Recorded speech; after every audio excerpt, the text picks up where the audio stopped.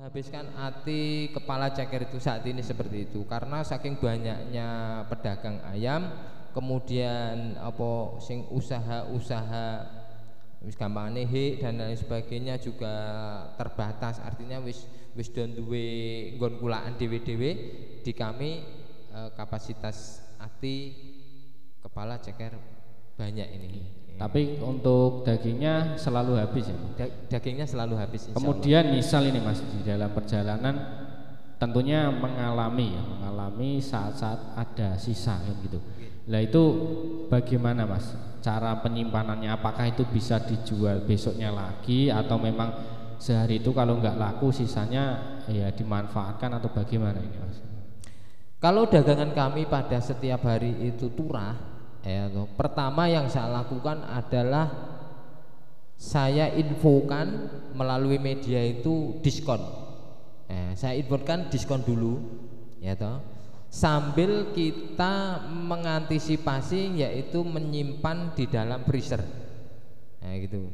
Pertama saya infokan diskon, artinya kalau harga umum di pagi hari contohnya misalnya daging 30.000 misalnya ya. Wis tak diskon, tak korting menjadi 28 atau 27.000, sing penting ayamku atau dagingku itu terjual. Sekalipun keuntungannya sedikit atau bahkan Bu. Tahu Bu, ngerti Mas? Wah, Bu itu ya ora bati lah, ning ya ora rugi gitu, Bu gitu. Sing penting dagangan bisa keluar karena besok datang lagi baru gitu. Yang kedua itu kita masukkan ke dalam freezer. Kita cuci lagi dengan bersih, kemudian kita kemas dalam plastik seukuran 3 kilo sampai 5 kilo, terus kita simpan di dalam freezer. Jagani kalau sore atau malam ada yang beli, karena tidak tertutup kemungkinan sok-sok sore ndelala ada orang meninggal, itu juga datang ke tempat kami, atau bahkan malam, karena modelnya sekarang orang meninggal kan diteruskan, ini beli di tempat kami, itu saya simpan di dalam freezer. Terus langkah yang ketiga, saya olah menjadi bahan yang siap dimakan. Kalau tadi daging langsung dipangan kan ora kena atau ora enak. Antisipasi kami kita olah, misalnya kita goreng atau kita bakar, kita lengkapi dengan nasi lalapan, kemudian kita lengkapi pula dengan teh manis atau es teh, menjadi nilai tambah dan bisa kita jual gitu. Akhirnya ya seperti itu Mas. Kita bikin rumah makan itu. Ya, berarti dari situ Mas ya, dari adanya sisa kemudian terinspirasi untuk membuka usaha. Tadi coba Mas dibuka untuk ini toh ME Mbak Erna Chicken Mumer, silakan order yang banyak. Ini lokasinya tepatnya di mana Mas? Mungkin dari teman-teman pemuda lewat kemudian lihat tokonya kan, wah ini tibakno ini Mas Samsul mampir. Coba Mas, lokasinya di itu mana? Lokasinya di Jalan Solo Purwodadi kilometer 22, Klampok Purworejo Gemolong. Kalau dari Gubuk Desa sini 1 kilometer ke arah utara, nanti sebelah kiri jalan. Di situ ada itu Mbak Erna Chicken Mumer, artinya mumer itu murah meriah. Sampean pakai uang 6.000 rupiah di sana nanti bisa didoli. Artinya Mbak tumbas menu yang 6 ribuan enten, insya Allah ada. Karena variasi banget di sana. Jadi jenenge ayam yang cuwil-cuwilan Thomas, ya kita mulai dari harga 6.000 di sana. Mas Samsul, tadi kan kalau ada sisa gitu kemudian dipromosikan lewat akun media WA, harganya jadi murah lah. Mungkin dari teman-teman pemuda sini nanti mau berminat bisa Mas, nomornya tolong disampaikan kepada teman-teman, bisa dicatat. Delalah pas enek diskon rego 20.000 kan WA pesen Mas 10 kilo kan misalkan. Coba Mas dibacakan untuk nomornya. Monggo teman-teman pemuda bisa dicatat ketika kita membutuhkan ngenteni rego diskonan.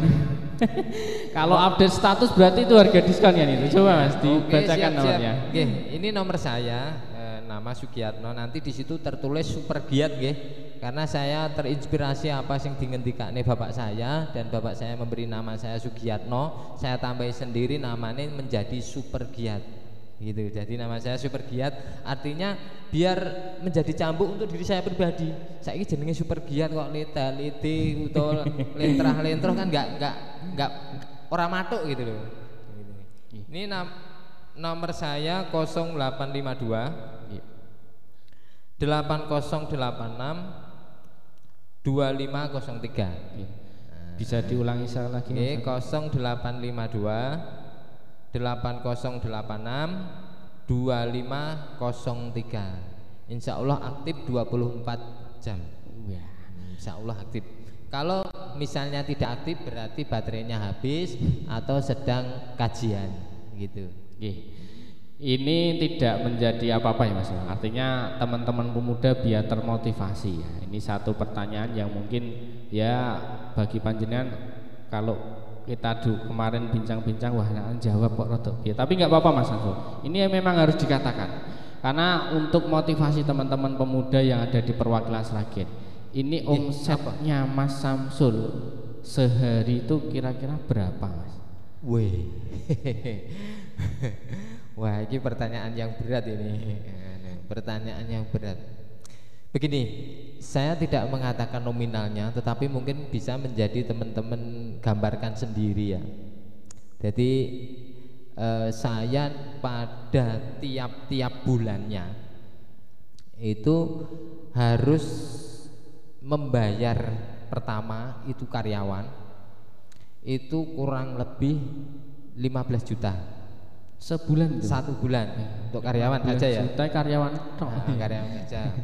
Kemudian saya ada biaya-biaya sekolah.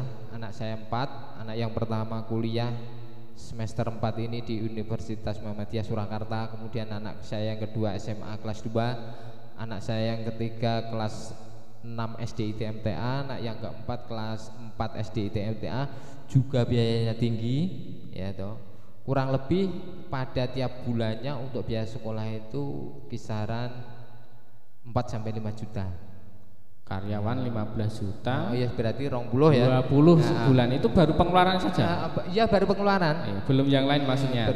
Baru pengeluaran belum yang lain-lain. Kemudian untuk kebutuhan-kebutuhan misalnya tak kalkulasi menjadi 25 gitulah. Pada tiap-tiap bulannya saya harus mengeluarkan sebesar itu. Nek pengeluarannya sebesar itu lah monggo panjenengan bisa candai sendiri pendapatannya seberapa monggo bisa. Monggo candai sendiri. Opo arekan nek ngono tak candai pendapatanmu 40 Mas, monggo boleh. Tak candai pendapatanmu 26 Mas, boleh, monggo. Wah, gitu ya. Jadi adik kon mikir teman-teman ya. Jadi artinya satu bulan itu 25 juta ya, pengeluarannya. Berarti nek sedino lah ini. Nggih. Monggo ini aku nek sulit untuk dijawab ya Mas. Ya, sulit untuk dijawab. Tetapi berdasarkan kebutuhan-kebutuhan yang saya sampaikan kepada penjenengan semuanya, toh nyatanya pada tiap-tiap bulannya juga bisa begitu. Berarti pendapatannya ya raketang sidik lebih daripada itu.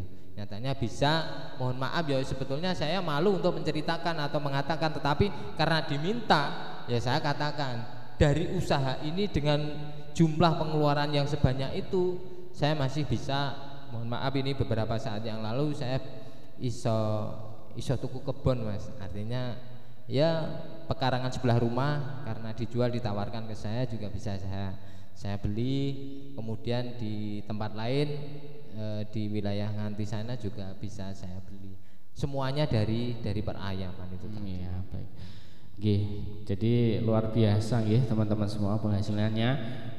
Artinya tercukupi biaya anak 4, yang satu kuliah, SMA, SDIT MTA 2 bisa tercover, kemudian kegiatan majelis juga tercover, memiliki kendaraan sendiri juga mobil dan mobil untuk mengambil ayam itu juga punya sendiri semua ya itu Mas. Punya sendiri semua ya. Insya Allah punya itu sendiri. Itu semua juga dari hasil ayam itu. Insya Allah iya. Penjenengan boleh tahu ya, usaha di ayam itu setelah saya melaksanakan itu ternyata usaha yang luar biasa. Artinya luar biasa itu konvensional itu terbuka, tidak ada istilah semacam multi level dan lain sebagainya, apa adanya, ada yang jual, ada yang beli ya, jual beli biasa, tetapi hasilnya sangat luar biasa. Artinya luar biasa itu penjenengan bisa persani ya, pengusaha-pengusaha di bidang perayaman pasti kalau dia tekun dan mujahadah sungguh-sungguh, itu pasti hidupnya lebih maju daripada sebelumnya. Kalau di Gemolong ada beberapa teman sama-sama warga ngaji termasuk saya, kemudian ini ada Bu Sri Lestari juga lebih baik kehidupannya daripada waktu sebelum berusaha di bidang perayaman. Karena perayaman ya toh, semuanya itu bisa menjadi duit. Tidak ada yang tidak menjadi duit. Dagingnya bisa jadi duit, ceker kepala, ati, ususnya bisa menjadi duit. Bulunya, bulu ya, wulu pitik itu, ngerti tahu wulu pitik nggih? Nggih, wulu pitiknya juga bisa menjadi duit. Bahkan usus buntu atau kotorannya pun juga bisa menjadi duit asal kita ya, bisa memanfaatkan. Contoh, di ayam itu sisa-sisa pemotongan yang tidak terjual, ya toh. Misalnya usus buntu, apa itu kletekan rempelo ati, jenengan pirsa toh? Terus sisa-sisa pakan ya, kita kumpulkan, kita bisa bikin kolam lele. Ya, saya punya kolam mas, lele satu itu beratnya sampai 3,5 kilogram. Lele satu. Nek untuk lele konsumsi itu dikasih pakan dari limbah ayam itu sangat cepat sekali. Jenengan bisa buktikan nanti kalau ada yang terinspirasi atau pengen usaha ayam seperti saya, jadi limbah-limbah itu daripada kita kubur atau kita buang, kita bikin aja kolam lele. Ya, pakai terpal atau permanen bisa. Nanti sisanya itu kita masukkan, durasi 2 bulan 3 bulan bisa panen untuk konsumsi atau yang dijual ke pasar. Nek pengen sekedar hanya untuk membuang limbah seperti tempatnya saya, lelenya bisa sak kaki-kaki seperti ini. Saya pernah ngejual mas 120 ekor lele ya, itu bisa mendapatkan duit kurang lebih 6 juta. 1 kilonya di harga 14.500. Lah lele 1 per A itu beratnya 3,5 kilo, ada yang 3 kilo, ada yang 2,5 kilo. Jangan pernah nanti perso lele seberat itu. Nah gitu. Nek dereng mungkin tidak ingin kula ya. Saya tersedia dereng kula udah. Karena saya buang saya bikin untuk pembuangan. Jadi sisa-sisa itu saya masukkan gitu. Kita nggak usah membuang ke kali atau kita harus mengubur ke tanah, tidak, masukkan aja udah selesai gitu. Ya, jadi semua bisa dimanfaatkan ya mas, artinya bisa jadi usaha lele, kemudian kepalanya juga bisa dijual di KFC itu, kemudian ususnya juga bisa dimanfaatkan. Artinya usaha pemotongan ayam dan jual ayam potong ini tidak ada, katakanlah tidak ada yang apa? Sing keguak enggak? Nah, tidak ada yang terbuang. Ya. Semuanya bisa dimanfaatkan bisa dan dimanfaatkan. Termasuk bulunya itu juga sangat banyak nilai ekonomisnya. Begini, saya praktekkan 3 tahun yang lalu sengaja saya mengkreditkan sepeda motor anak saya. Itu memang saya sengaja. Dan saya berazam atau saya niatkan sing tak nggih setoran engko lek ku adol wulu. Sampai tahun ini 2022 lunas juga dari adol wulu. Wulu dan tipit motor. Iya. Yakin itu betul, swear ya. Waktu itu saya kreditkan di ini Surya Motor itu sepeda motor Scoopy. Saya niatkan tiap-tiap bulannya itu hasil penjualan wulu itu saya pakai buat angsuran. Pada tiap-tiap bulan saya bisa mendapatkan hasil dari jual bulu ayam itu 700 sampai 1 juta. 1 bulan. 1 bulan. Bulu saja itu. Iya. Itu cuman setelah dari mesin penggilingan itu ya kita jemur, paling yang penting orang terselebes ya. Kita tumpuk pada satu tempat atau pada satu tempat yang teduh ini, nanti kita info pada bakul sudah diambil sendiri, diadai dewe, ditimbang dewe, kita cuma menyaksikan timbangannya menjadi duit begitu. Ya itu ya teman-teman semua, artinya perjalanan usaha beliau ini juga tidak langsung spontanitas menjadi seperti ini, tidak. Artinya melalui proses juga perjuangan beliau dari tadi dikatakan sepeda ontel, kemudian nyari rosok dan sebagainya, akhirnya ketemu. Artinya kita tetap semangat ya mas, semangat, yakin dan jangan putus asa. kemudian beliau menemukan ini pemotongan ayam dan sampai saat ini sebesar ini. Nah tadi kan sudah ada gambar lah rumah makan ini Mas. Nah ini apakah ya ini karyawannya yang 10 di ayam tadi juga di sini atau memang di sini ada lagi Mas ini untuk beda, rumah makan ini Mas? Beda. Jadi antara yang di pemotongan sama yang di warung beda. Jadi yang di pemotongan ya cukup di pemotongan karena kesibukannya dia di sana, kemudian yang di warung juga di warung. Jadi tidak sama, sendiri-sendiri gitu Mas. Ya. Oke. Ini rumah makannya juga di dekat sini. Kemudian terkait rumah makan yang panjenengan dirikan ini tadi, kemudian jenengan sesibuk itulah, terus yang mengelola rumah makan ini apa ya? Mbak Erna Chicken Murmur ini saat ini siapa? Padahal jenengan kalau pagi kegiatannya luar biasa, kemudian istri jenengan juga harus mengondisikan di rumah karyawan yang di sana lah. Terus rumah makannya ini bagaimana ini Mas untuk rumah makan sebetulnya tidak baik. Artinya tidak baik ini begini. Di rumah makan yang saya punya ini tidak 100% terkontrol oleh kami karena kesibukan kami yang berada di pemotongan sudah sampai siang. Tetapi saya percaya kepada karyawan-karyawan kami. Saya sering menasihati yang penting kerja di kami itu jujur, amanah dan tanggung jawab. Setelah saya sampaikan hal seperti itu, saya tawakal kepada Allah. Artinya tawakal kepada Allah, ya sudah segala sesuatunya saya serahkan pada yang Maha Kuasa ya. Dan pada saat ini pun hal-hal yang dikhawatirkan, contohnya misalnya karyawannya juga duwite atau main yang tidak baik, itu alhamdulillah tidak ada. Jadi saya merasa tidak ada beban dengan karyawan saya yang ada di warung. Jadi yo nyaman-nyaman saja. Tidak seperti sing rumah makan atau restoran yang besar harus pakai admin yang khusus, kemudian ada audit tiap bulannya, kemudian ada CCTV-nya. Tidak. Saya lebih kepada menasihati pada personalnya saja, kemudian untuk dijalankan dengan baik dan nanti insya Allah juga baik. Iya.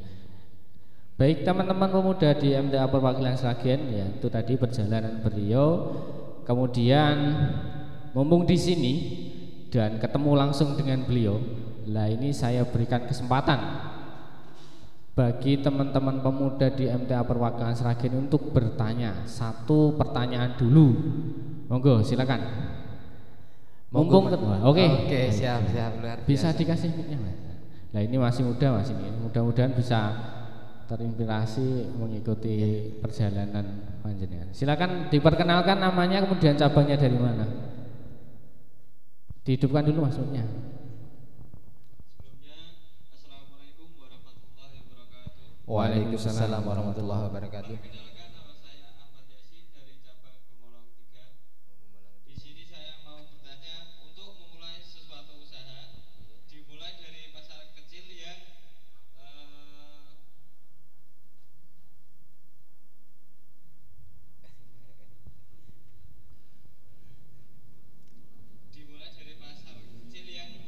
pesaingnya mungkin sedikit belum ada, iya. atau ke pasar besar yang mungkin saingannya sudah banyak.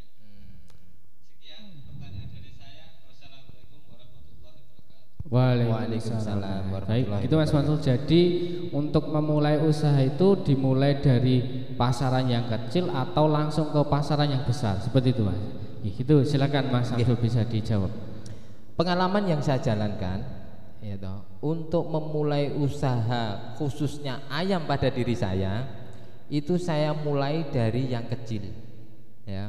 Karena saya punya pemikiran bahwa sesuatu yang besar itu pasti diawali dari yang kecil ya. Tetapi karena ini usaha ya Mas ya, kalau memang mampu berada pada sesuatu yang besar, artinya langsung terjun di pasar besar juga tidak masalah. Nah, itu. Nek saya secara pribadi karena waktu itu prosesnya juga lama dan belum tahu pasar besar, saya awali dari pasar kecil gitu. Dari pasar Watugong. Di pasar Watugong kok ora habis atau habisnya cuma sedikit. Cobalah kita masuk ke pasar Gemolong. Di situ ada tempat, ini milik siapa, yang punya rumahnya mana, bolehkah aku sewa gitu.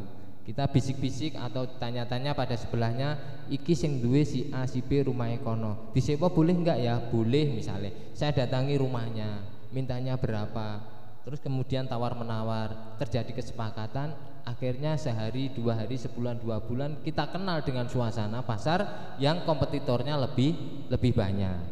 Ngoten Mas Ali.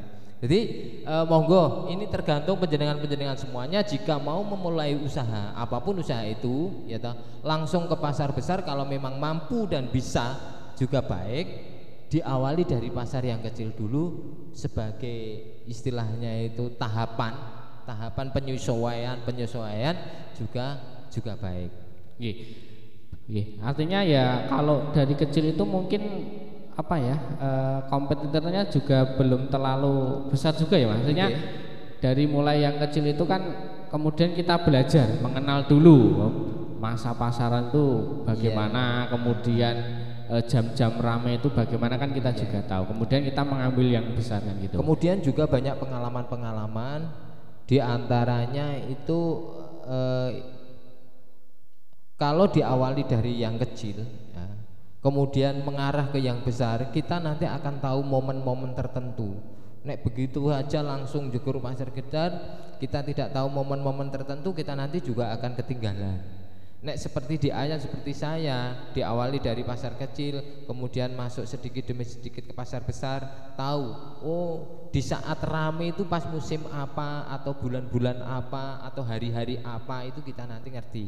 Artinya kalau kita ngerti momen-momen yang rame, momen-momen yang harus bawa dagangan banyak, kita nanti juga kulaknya lebih banyak dan insya Allah keuntungannya pun juga banyak gitu. Orang nggur gaco, pokoknya aku neng pasar nggo dagangan semene mboten. Tetapi pasar itu harus kita kenali. Jadi nek coro saat ini bulan ruah menurut orang Jawa, hari Kamis malam Jumat ya. Dino Kemis itu dagangan kayaknya sebanyak-banyaknya nanti bisa terjual habis gitu. Seperti saya kemarin di hari Kamis itu ngasih kurang-kurang karena momen ya toh. Momen orang-orang kampung ya jenenge ruah ya seperti itu. Itu pas dino Kemis wah seperti lebaran Mas. Sing dodol ngasih teyol, sing tuku ngasih antri begitu. Karena kita tahu momen makanya juga nyiapin dagangan sebanyak-banyaknya. Berarti ada 2. Yang pertama kita melihat pasaran terlebih dahulu, kemudian yang kedua kita melihat momen atau tanggal-tanggal yang dimana orang-orang desa itu istilahnya mengadakan acara-acara yang menggunakan ayam itu tadi ya.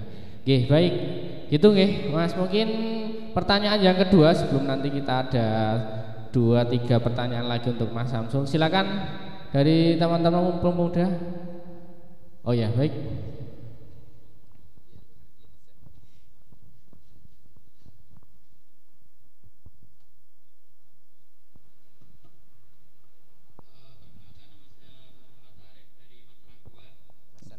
Masaran 2.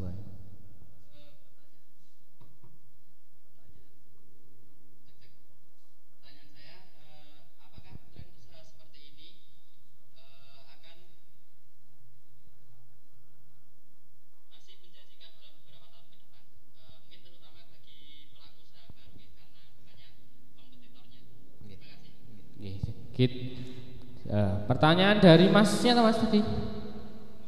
Muhammad Arif. Gitu Mas Samsul. Jadi apakah usaha pemotongan ayam itu atau jual ayam potong ini kalau dimulai saat ini karena ya mungkin sudah banyaknya penjual ayam potong mungkin tidak hanya di pasar Gemolong dan sebagainya, apakah itu menjanjikan untuk tahun-tahun ke depannya Mas? Oke. Ini pertanyaan yang sangat luar biasa. Just ya. Apakah usaha pemotongan ayam ya langsung aja untuk tahun-tahun ke depan masih menjadi pilihan lah bahasanya seperti itu. Jawaban kami adalah selama kita atau manusia itu masih bahasa desone doyan daging ayam, insya Allah usaha ini masih akan terus berjalan. Ya gitu. Jadi usaha ayam itu semakin hari semakin ke depan, menurut saya, karena saya pelaku usaha, itu bukan semakin menurun tetapi justru semakin meningkat. Semakin banyak kompetitornya atau semakin banyak peminat usaha yang sama. Ya itu berawal dari saking banyaknya orang yang suka makan daging ayam. Lah kalau kita semuanya loh, manusia-manusia ini masih suka makan daging ayam, usaha ayam masih terus bisa berjalan. Saya yakin itu. Kemudian untuk mengantisipasi kompetitor-kompetitor, kita tidak usah takut. Nah ini yang menjadi kelemahan kita ini. Jadi sebelum kita melangkah untuk memulai awake dhewe wis terbayang-bayang, engko kira-kira apa ya payu, apa ya laku, padahal sing dodolan wis oke. Nah ini permasalahan. Kami dulu sempat berpikir seperti itu. Jadi wis mikirlah, si A kae wis dodol ayam, si B, si C, si D, semuanya sudah banyak yang jualan.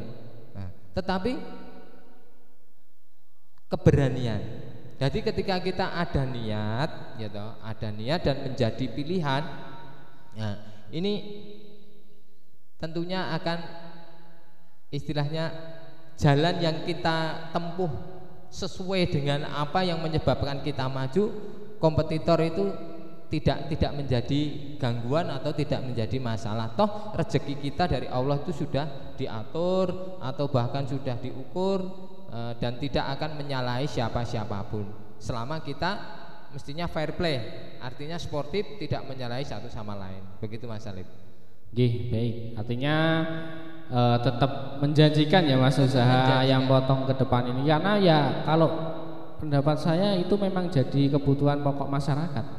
Ya sama halnya ya tadi, tahu, tempe itu bosen ning ayam, layu ning tahu bosen ning ayam itu. Apalagi di zaman sekarang.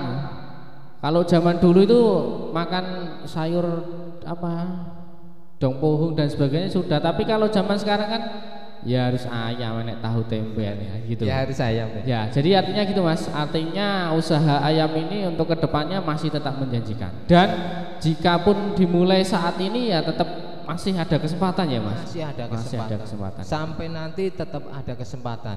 Tergantung diri kita masing-masing ya. Kalau kita segera memulai, maka kita akan segera mendapatkan. Kalau kita menunda untuk memulai, berarti kesempatan atau pendapatan Anda tertunda gitu.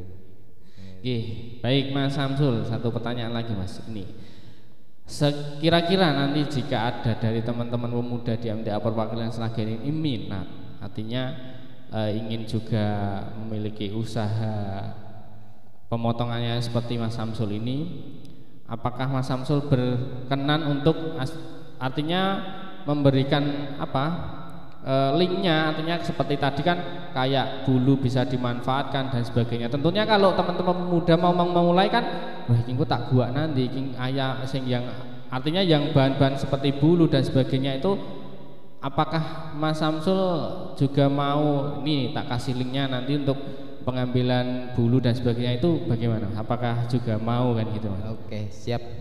Insya Allah kami sebagai pelaku usaha pemotongan ayam ini memberikan ya bantuan selama penjenengan meminta ya. Artinya meminta bantuan. Maksudnya begini, Mas, aku tak pengen usaha koyon jenengan, tapi nanti saya dibantu ya. Bantu apanya misalnya? Aku diajari cara pemotongannya, oke silahkan datang ke tempat saya ajari. Mas, saya nanti dibantu cara pembuangan limbahnya ya, nanti saya beritahu, termasuk sampai hal terkecil ataupun yang paling masalah bulu juga nanti saya kasih siapa atau nomornya berapa yang bakul yang mau membeli itu, insya Allah gitu. Ya seperti itu teman-teman semua. Jadi ini kesempatan seperti tema kita pada hari ini ya, uang, usaha dan peluang. Apalagi ini mau mendekati Lebaran ya. Oh, iya. Tinggal berapa hari kita bertemu dengan bulan Ramadan, tentunya persiapan ya luar biasa ya Mas. Luar biasa. Ya, ini monggo dari teman-teman pemuda masih ada kesempatan, malah saya yang tertarik ini nanti. Gitu. Baik, untuk pertanyaan yang ketiga kami berikan kesempatan untuk teman-teman pemuda. Silakan, masih ada waktu. Oh ya Mas, ya, bisa dikenalkan nama, asal cabang.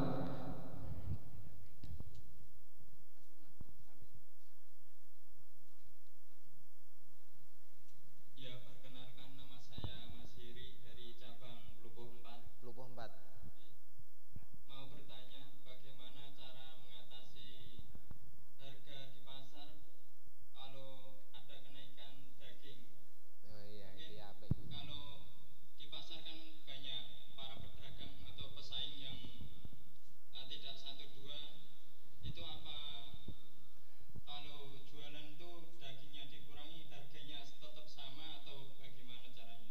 Ya, baik, terima kasih Mas Heri dari Plupuh ya. Gitu Mas Samsul. Jadi bagaimana caranya ya? Artinya kalau saya mengatakan bersaing harga dengan kompetitor yang lain. Pas kulaane ayam rego murah, nek regone jualnya mahal gitu berarti.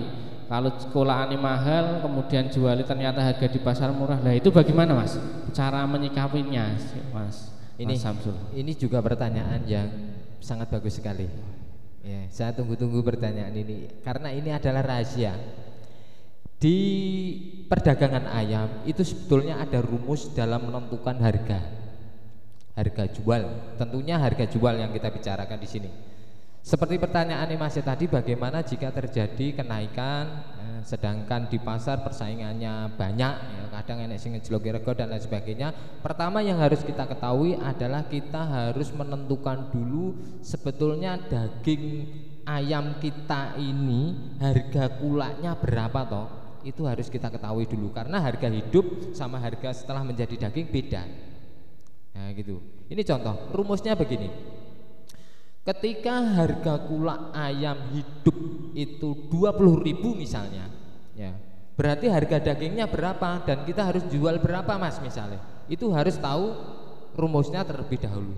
Rumusnya adalah 1,5 kali harga kulak dikurangi 2.000 itu adalah harga daging bersih. 1,5 kali harga kulak dikurangi 2.000 itu terjadi, nanti akan ketemu harga kulaknya. Jadi nanti kita mau menjual berapa kita ngerti, awake dhewe badhe piro gitu ngerti. Contoh, misalnya harga kulak hidup 20.000 dikalikan 1,5 berarti berapa? Pinten? Pira Mas? 20 kali 1,5 berapa? 30.000. Terus dikurangi 2.000 sama dengan 28.000. Oh nek ngono harga hidup iki 20.000, daging iki kulakku wis 28.000. Tinggal kita mau menjual berapa. Di saat kompetitor banyak, momennya tidak kondusif misalnya. Kadang ada yang ngejual di 29.000 berarti untung 1.000. Ada yang ngejual 30.000 berarti dia untung 2.000. Kalau momennya baik, contoh misalnya lebaran atau apa, bisa ngejual sampai 34.000 atau 35.000 berarti keuntungannya lebih banyak. Kita harus tahu terlebih dahulu harga beli daging bersihnya dulu. Lah ati ususe, nah itu menjadi keuntungan tersendiri. Nah gitu. Jadi kita menentukannya harga penjualan dagingnya adalah demikian. Termasuk ceker kepala itu nek di kami itu baik harga rendah, harga sedang atau harga naik itu harganya tetap sama. Karena itu bahasa tanda kutip itu badine ya di situ. Nek pas regane murah berarti badine sithik. Nek pas regane rek walik ta. Nek pas regane murah berarti badine oke, nek pas regane larang berarti badine sithik. Kalau di saya itu harga kepala per kilogram itu 16.000. Mbuh regane daging ayam 30 atau 28 atau 27 atau bahkan 30 lebih tetap 16.000 karena itu tinggal keuntungan. Nah, bisa dipahami nggih? Saged mboten Mas? Jadi nek pas begini. Jadi nek misalnya koncone kok nggur adol 29, oh berarti dia cuma mendapatkan keuntungan 1.000. Prinsipnya dia yang penting dagangan habis mungkin. Kita husnuudzon saja, bukan wah nek ngono kayak ngejloki aku, bukan. Atau bahkan mau ngejual 28.000 misalnya, berarti nggur ngebuk nih. Nah gitu. Kita harus tahu rumusnya, nek rumusnya wis ngerti kecekel. Nah, loh, kono kayak malah adole nggur selawe Mas. Tidak akan bertahan lama. Sehari, 2 hari, 3 hari berikutnya wis ora dodol. Karena rugi. Iya, kak kulake 28 kok didol 25. Nyepet ke tutup nih ya Mas. Nyepet ke tutup. Jenengan persani mawon, anggere siapapun pedagang yang jualnya di bawah harga kula tidak bertahan lama. Itu pasti. Nek prinsipe wong dodol kan harus mendapat keuntungan ya. Tukune 1000, adole 1.500 berarti badi 500. Adol 2.000 berarti badi 1.000. Nah, termasuk di ayam juga demikian. Kalau ngejual di bawah harga itu berarti insya Allah tidak bertahan lama. Kecuali duit tambel, artinya duit tambel ini mungkin bapak ibunya atau warisannya yang kaya raya dan lain sebagainya mungkin bisa. Begitu. Baik gitu Mas. Jadi ya. Kalau selama ini berarti Mas Samsul sendiri tetap konsisten dengan harga, artinya yo tetap yang namanya jualan itu ya tetap ada batinya. Jadi tidak memandang kono dol selawe karena kita sudah tahu hitungannya. Kok kono dol selawe, kita berarti tidak usah khawatir ya. Tidak usah khawatir. Ditenono seminggu rong mingguan gitu aja. Gitu. Jadi artinya kita kalau sudah tahu hitungannya, kemudian kita jualnya bisa konsisten dan sekiranya ada kompetitor yang lain jual di bawah itu berarti kita nggak usah khawatir ya. Kita tetap berada di harga yang kita jual itu tadi ya gitu ya.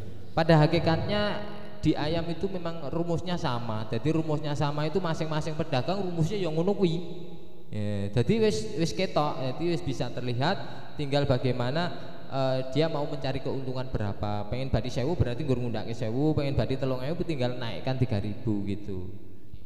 Baik Mas Samsul, pertanyaan lagi. Tadi kita sedikit mengupas tentang yang ini rumah makan Mbak Erna Chicken Bomber. Di sini apakah ya menunya hanya ayam-ayam saja atau komplit Mas di sana? Nanti kan teman-teman yang mungkin lewat kan nek pengen soto atau mungkin yang lain kan bisa. Utamanya menu di warung kami adalah ayam.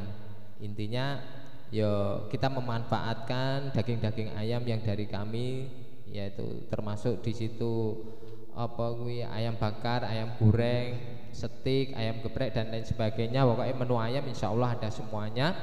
Kemudian menu-menu yang lain itu ada lele, ada nila, kemudian soto pun juga ada, terus sop juga ada, insya Allah sopnya ya sop iga atau sop ayam ada.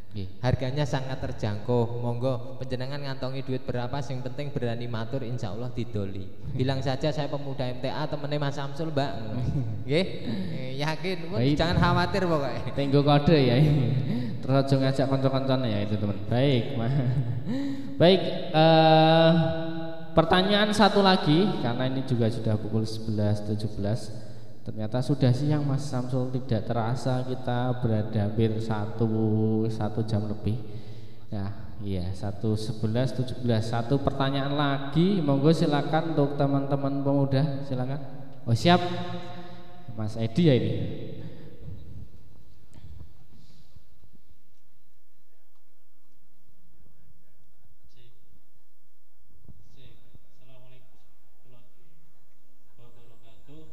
Waalaikumsalam warahmatullahi wabarakatuh.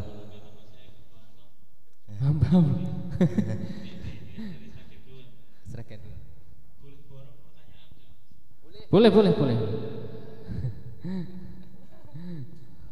Yang pertama, yang menghambat orang yang ingin berwirausaha kan salah satunya adalah selain modal itu tempat wirausaha, yang mungkin kendala lahan atau apa gitu. Nah, bagaimana dengan orang yang memiliki ide besar? Kita punya ide nih mau berwirausaha, tapi kita keterbatasan untuk nggak punya lahan dan modal, itu bagaimana? Itu yang pertama. Yang kedua, saya ingin menanyakan bagaimana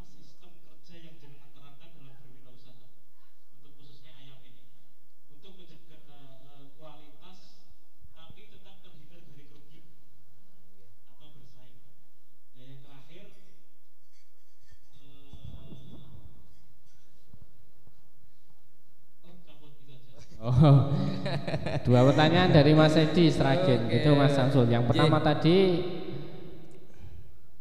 apa tadi Mas Edi? Pertanyaannya angel tenan iki.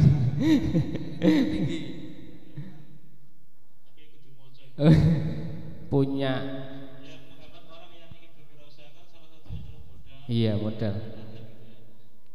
Bagaimana dengan orang yang memiliki ide besar, ingin berwirausaha? Kita punya ide sih, ide ingin buka ini, tapi kita tidak punya lahan dan ketok modal. Nah, itu solusinya bagaimana? Iya, itu Mas. Jadi Mas Samsul angen-angen iki dhuwur banget gitu Mas. Tapi tidak memiliki modal dan iki engko tak dol ning ndi ya. Nah gitu Mas Samsul. Nggih, ini saya menjawabnya berdasarkan pengalaman yang saya alami. Ya, saya sendiri pun tidak menyangka orang nyono yang bakal berada pada posisi seperti ini. Jadi besar bagi saya, itu bagi saya ya, itu adalah masalah waktu. Artinya sesuatu atau usaha kita akan menjadi besar itu setelah berjalannya waktu. Jadi tidak diawali dari angan-angan aku pengen gede seperti seorang juragan misalnya. Saya tidak berpikir bahwa nanti saya akan menjadi seorang juragan, kala itu tidak. Putoe yang saya niatkan, yang saya lakukan, saya melakukan usaha. Usaha diniati lillahi ta'ala untuk mencukupi kebutuhan, untuk mencukupi keluarga. Yang saya alami adalah demikian. Kalau masalah modal, delalah, ini pengalaman saya. Di ayam waktu dulu aku tidak pemakai modal. Artinya modal saya adalah tekad dan kemauan. Kalau masalah tempat, ya toh, mungkin masih tadi berpikiran masalah pasar atau letak yang strategis. Saya waktu dulu juga tidak berpikir tentang pasar dan letak strategis. Sing penting saya berjualan, gitu. Berjualan saya diawali dari pasar kecil yang namanya pasar Watugong yang saya katakan tidak bayar tadi karena hanya pasar pagi. Yang penting kowe gelar dagangan, engkau bayar kebersihan 1.000 atau 500. Nah, kemudian yang kedua saya jualan di depan rumah juga tidak bayar. Lama kelamaan ada hasilnya, ada pendapatannya, ada keuntungannya. Lagi mikir, wah aku pengen dodol neng pasar Gemolong, begitu. Kalau dulu saya langsung mikir, wah nek aku langsung dodol ning pasar Gemolong, mungkin tidak jadi berjualan dagang ayam. Lah dadak mikir ning pasar Gemolong, mongko ning pasar Gemolong dadak tuku regane larang. Itu yang saya lakukan. Untuk hal ini, untuk teman-teman semuanya sing mungkin berpikir pengen berusaha tapi terhalang modal dan tempat. Pertama, ini saya sampaikan, modal pertama adalah tekad dan kemauan yang tinggi. Tidak hanya cuman kemauan, tapi kemauan yang tinggi. TKT sing wenceng nek cara wong desa ini, TKT sing wenceng pokoknya aku pengen nyambut gawe. Apapun pekerjaan. Pertama, pekerjaan yang kita tekuni atau yang akan kita lalui itu adalah pekerjaan yang kita cintai. Gitu. Jadi penjenengan bisa memilih sebuah usaha sing jenengan senengi opo.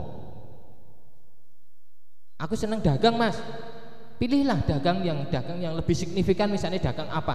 Dagang mainan, dagang makanan, dagang ayam, atau dagang apa. Kemudian setelah penjenengan temukan, cintailah pekerjaan atau jenis usaha Anda itu dengan sepenuh hati Anda. Nek jenenge cinta, kuwi ora kenal esok sore awan bengi, ora terhalang hal itu. Yang saya alami adalah demikian, karena saya suka dan cinta dengan pekerjaan saya. Jam 2 dini hari bangun. Karena saya cinta dan senang dengan pekerjaan saya. Jam 9 malam baru pulang dari kulaan, saya jalani. Malam-malam jam 10 diketok orang, Mas assalamualaikum, tumbas saya menopo tesih, bangun. Karena cinta dan yakin bahwa hal itu ada hasilnya. Kalau kita mulai dari hal seperti itu, ya, insya Allah besar itu akan nanti seiring berjalannya waktu. Dulu saya berpikir ngimpi aja belum kesampaian. Ngimpi untuk beli mobil itu gak enak ngimpi. Nih setelah dijalani terus usaha, dijalani terus nyelengi 1.000 terusan jadi 2.000 jadi 3.000 lama-lama banyak tanpa dihiraukan butuhnya pokoknya enek tabungan keliling itu toh pokoknya nggak teko bayar lama-lama numpuk banyak gula mantang gue jebul wis oke men. Nah akhirnya bisa buat membeli sesuatu yang dahulu kita bermimpi aja belum neng pada akhirnya bisa kesampaian. Ini satu pengalaman ataupun yang saya alami untuk menjawab pertanyaannya Mas tadi. Nek secara umum, nah ini namanya usaha itu harus ada tiga apa ya? Namanya istilahnya marketing mix, itu harus ada produk, harus ada plan atau tempat, kemudian harus ada price harga, kemudian harus ada promotion. Dalam sebuah usaha perdagangan itu pertama itu harus ada barang. Jenengan arekan dodol barang opo. Itu yang pertama. Kemudian yang kedua harus ada harga. Arep mbok regani piro? Harganya berapa barangmu itu, Mas? Itu. Kemudian yang ketiga itu harus ada plan tempat. Mbok dol neng pasar, apa mbok dol neng mall, apa mbok dol neng pinggir jalan atau di mana itu harus ada plannya tempat. Kemudian yang keempat harus ada promosi. Ada promotion ditawake. Seperti tadi awal saya katakan, wong nyambut gawe dalam hal ini adalah usaha perdagangan, ojo nggur ngedep tok. Harus aktif. Artinya aktif ya menawarkan ya. Sebanyak-banyak yang kita tawarkan, pasti nanti ada yang membeli atau berminat kepada dagangan kita. Terus pertanyaan yang kedua tadi apa? Sampai lupa sampai. Mas Edi, silakan diulangi lagi Mas Edi. Bagaimana sistem kerja yang Oh, sis. berusaha untuk tetap menjaga kualitas dan terhindar dari kerugian. Iya. Ya. Terangkat di ayam. Oke. Pertanyaan Mas Edi ini tadi bagaimana untuk mengantisipasi ya sistem kerjanya untuk menjaga kualitas. Kalau di tempat saya menjaga kualitas itu adalah yang paling utama. Jadi mutu dan kualitas yang paling saya jaga. Kenapa saya memulai motong ayamnya jam 3 kok tidak jam 12? Itu diantaranya adalah dalam rangka menjaga kualitas dagangan. Karena daging ayam itu yang disembelih jam 12 malam sama yang disembelih jam 3 malam beda kualitasnya. Nggih napa nggih? Coba nek dibelih jam 12 bengi, teko jam 8 esuk bagaimana? Wis mambu. Tetapi ketika kita sembelih jam 3, jam 8 pagi masih baik. Ya begitu. Kemudian yang kedua, saya dalam menerapkan jam pemotongan itu secara estafet. Pertama, orderan yang masuk melalui HP, kita antisipasi, kita sembelihkan di tahap pertama jam 3 tadi untuk mengantisipasi yang pesanan-pesanan. Setelah itu selesai, kok kurang? Saya motong lagi mungkin jam 4 gitu. Saya potong lagi jam 4 motong lagi. Kemudian dijual. Habis atau berkurang, info dari pasar mohon dikirim, atau yang dari depan rumah mohon dipotongkan lagi. Saya motong lagi mungkin 4:30 setelah ba'da subuh. Jadi sistem saya adalah demikian. Tidak sekian banyak 500 kg atau 600 kg kita potong sekali, tidak. Tetapi bertahap. 2 kintal, 3 kintal kita potong dulu, set gowo ning pasar, dilayani pesanan rampung. Ada pembeli datang, kita sembelihkan lagi. Jadi selalu fresh dan selalu baru. Itu antisipasi saya. Ada sesama pelaku usaha dipotong ayam, kulaane misalnya 2 kintal, 3 kintal atau 4 kintal dibeleh pisan. Des. Lah delalah kok pasare sepi atau tidak habis dalam hari itu. Kualitas dagingnya sudah rusak. Nah, gitu. Jadi antisipasi saya sedemikian gitu. Kemudian selanjutnya, ya Mas ya, tak apa-apa ya. Tak tuntas ke sisa. Nah, kemudian setelah itu kita memakai yang namanya sistem bahasa ning ngono golek atine pelanggan. Dengan cara nek di tempat saya itu sistemnya itu sistem imboh. Jenengan misalnya mau punya kerja beli 25 kilo atau 30 kilo, Wis kita potongan tek kita imboi. Sekalipun daging atau ati atau apa itu sudah istilahnya wis priseran. Matur nuwun nggih Bu, matur nuwun nggih Mbok Di, panjenengan sampun klarisi dagangan kula. Niki enten segede kangge tambahan. Mbok menawi mengke saged dipun masak didahar kangge sing rewang. Contoh ini. Dia sudah terkesan dengan apa yang kita sampaikan. Sok ben rasate kok regane mesti moro meneh tuku meneh dengan harapan entuk imboh meneh. Ini diantaranya adalah demikian. Termasuk yang beli sedikit karena mungkin stok kami nek saat ini ati kepala ceker banyak. Setiap yang beli di tempat kami mbah 1 kilo, 2 kilo, 3 kilo mesti diimboi. Nah ini diantaranya adalah untuk menjaga kedekatan hati karo yang beli, ya, biar dia itu wis pokoknya nek tuku ayam wis ning nggone Mbak Erna ngono wae. Intinya seperti itu. Dengan seperti itu alhamdulillah berjalan dengan baik dan pelanggan-pelanggan kami juga tidak banyak yang berlari. Kalau toh ada yang pergi atau berlari atau pindah itu karena mungkin perbandingan harga pertama, kemudian jarak tempuh ataupun waktu pengiriman. Mergone adoh lek mau ngirim telat Mas, aku tak tuku kono wae sing luwih cedhak bisa.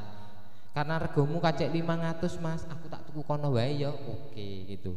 Tapi prinsip kami adalah ya seperti itu, untuk menjalin kedekatan dengan pelanggan itu selalu memberikan yang terbaik. Misalnya ya diimboi atau bahkan diskon, anget sithik timbangannya gak masalah. Kelak di kemudian hari dia punya keperluan atau punya hajat atau duwe apa gawe apa-apa pasti menghubungi lagi. Jenengan praktek nih besok siapa yang mau berusaha perdagangan ayam, jenengan praktek nih seperti apa yang saya praktekkan, insya Allah jalan baik. Iya baik Mas Samsul, luar biasa. Baik, minta tepuk tangannya buat kita semua dong.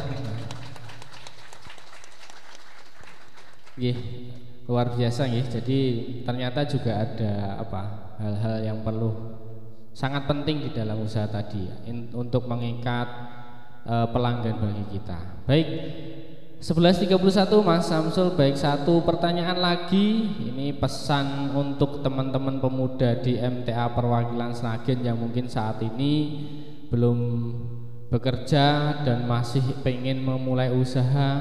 Apa ini Mas pesan-pesannya? Oke, terima kasih. Ini kesempatan kami yang terakhir untuk menyampaikan kepada saudara-saudaraku semuanya, ya. Pertama, untuk memulai usaha, ya, untuk memulai usaha, jenengan atau kita jangan terlalu banyak berpikir tentang hal-hal yang mungkin tidak perlu kita pikirkan. Istilahnya kita banyak takut pada bayang-bayang. Semelang nek rapayu, semelang nek ralaku, semelang engko sapa sing tuku, itu jangan. Tetapi bagaimana kita mempunyai pilihan tentang sebuah usaha, gitu, tentang sebuah usaha, kemudian sudah kita tentukan, segeralah kita memulai. Hal yang tersulit dalam usaha itu adalah memulai. Tenan Mas, yakin. Penjenengan kalau sudah memulai, nanti untuk prei atau libur saja jenengan awal atau berat. Begitu. Jadi bagaimana kita itu segera memulai, kemudian kita jalani dengan penuh dengan cinta kasih terhadap pekerjaan itu tadi, pastinya insya Allah akan berjalan dengan baik. Lah bagi rekan-rekan yang mungkin sudah mempunyai usaha tetapi usahanya kok belum berjalan, ini ada 3 hal yang mungkin menjadi catatan untuk kita sendiri, ya. Pertama, usaha kita mungkin belum berjalan dengan baik. Yang harus kita lakukan, 1, introspeksi diri, mengkoreksi terhadap diri kita sendiri-sendiri. Jangan melihat kepada orang lain, koreksi si awake dhewe. Kenapa usaha kita tidak berjalan dengan bagus? Kenapa usaha kita tidak maju? Kenapa usaha kita tidak baik? Dikoreksi. Mungkin ada kesalahan-kesalahan manajemen, kesalahan-kesalahan itu tadi seperti yang tadi kulaane 1000 kok didol 900 atau bagaimana, itu mungkin kita koreksi terhadap diri kita sendiri. Kemudian yang kedua, memohon pertolongan. Ini penting.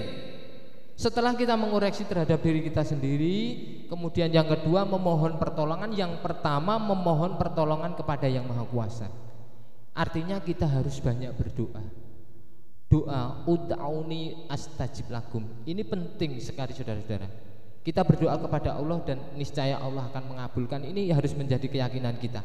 Yakin bahwa Allah nanti akan mengabulkan apa yang kita minta. Nek kita tidak memohon kepada Yang Maha Kuasa, terus kita mau memohon kepada siapa? Sedangkan yang memberikan rezeki itu adalah Allah. Satu, memohon pertolongan kepada Yang Maha Kuasa. Yang kedua, memohon pertolongan kepada orang tua. Ini penting. Hal yang saya alami sebelum saya melakukan usaha ini adalah mohon restu kepada Bapak Ibu.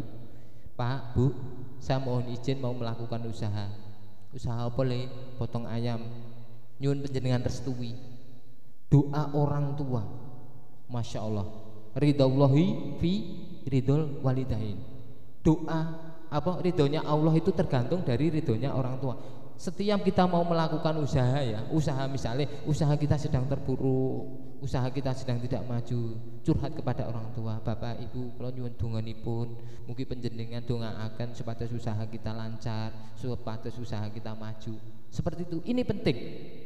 Kemudian memohon pertolongan kepada orang-orang yang baik. Termasuk dalam hal ini ustadz kita, ketua gelombang kita, ketua kelompok kita bercerita, berkeluh kesah. Insya Allah kalau kita jujur apa adanya, nanti akan diberikan solusi yang terbaik. Setidak-tidaknya kita akan diberi nasihat, disuruh untuk bersabar, disuruh untuk tekun, disuruh untuk tetap semangat dan lain sebagainya. Kemudian yang ketiga adalah melakukan perubahan. Satu tadi adalah introspeksi diri, yang kedua memohon pertolongan, yang ketiga adalah melakukan perubahan. Artinya ojo ngono-ngono wae. Nek ndek wingi awake dhewe adol buk terus misal, mosok saiki jek adol buk, berarti tidak melakukan perubahan.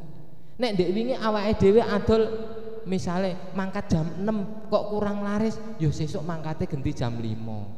Ben tambah laris. Kita harus selalu koreksi dan melakukan perubahan. Tidak serta-merta sesuatu itu berjalan apa adanya tanpa ada niat dari diri kita untuk selangkah lebih maju, selangkah lebih baik, dan selangkah lebih sukses. Tidak ada. Semua harus diawali dari mengkoreksi diri, melakukan perubahan, kemudian memohon pertolongan. Ini penting. Nah, seperti itu Mas Alif. Ya. Terima kasih Mas Samsul atas waktunya pada kesempatan kali ini. Pesan-pesan beliau luar biasa. Karena waktu sudah menukul 11.30, kami ucapkan terima kasih pada Mas Samsul sudah. Oh iya, moga-moga. Ya ini karena waktu sebetulnya saya masih pengen bercerita panjang lebar ataupun bertemu kepada saudara-saudaraku semuanya, namun karena waktu yang membatasi pertemuan kita pada pagi siang hari ini, mohon maaf apabila apa yang saya sampaikan ada yang kurang puas atau kurang berkenan. Ya, saya sebagai manusia biasa tentunya tempatnya salah dan lupa, saya mohon dimaafkan atas kata-kata saya. Kemudian yang kedua, jika saudara-saudaraku semuanya ada pertanyaan atau pengen silaturahim ke tempat kami, saya persilahkan, welcome. Pokoknya cedak dari sini cuma 3 km ke arah barat daya, apa ngendi nek kono kae jenenge ngalor ngetan. Nah, nanti bisa mampir di tempat saya, kita berbincang-bincang dan lain sebagainya. Terus selanjutnya apa yang saya sampaikan mudah-mudahan memberikan manfaat kepada rekan-rekan semuanya. Ada salah kata mohon dimaafkan, ada kekurangannya juga mohon dimaafkan. Terima kasih. Waktu saya kembalikan kepada Mas Alif, utamanya kepada pemuda MTA. Saya diberi istilahnya menjadi tamu kehormatan sangat luar biasa ini, saya juga berterima kasih. Terima kasih Mas Alif. Baik, terima kasih Mas Samsul atas waktu yang diberikan dan pengalamannya luar biasa. Mudah-mudahan kita bisa diketemu di lain waktu, dan dari teman-teman pemuda yang ingin buka usaha juga dipersilakan. Baik teman-teman pemuda MTA perwakilan Sragen, demikian tadi acara kita dari pagi sampai siang kali ini. Di tahapan yang ketiga ini, karena yang pertama, kedua sudah terlaksana, yang tiga, kemudian nanti setiap 3 bulan sekali kegiatan di bidang ekonomi kreatif akan mendatangkan narasumber-narasumber lagi yang berada di khususnya warga kita Majelis Tafsir Al-Quran. Dari kami pembawa acara, apabila ada salahnya mohon dimaafkan. Mudah-mudahan kita tetap diberikan kesehatan oleh Allah Subhanahu wa taala dan diberikan keimanan oleh Allah Subhanahu wa taala, dan juga kita diberikan semangat untuk melaksanakan dan memulai usaha. Demikian, billahi taufiq wal hidayah. Assalamualaikum warahmatullahi wabarakatuh. Kita tepuk tangan untuk kita semua dulu. Waktu kami kembalikan kepada pembawa acara. Untuk itu foto dulu ya Mas, kita foto.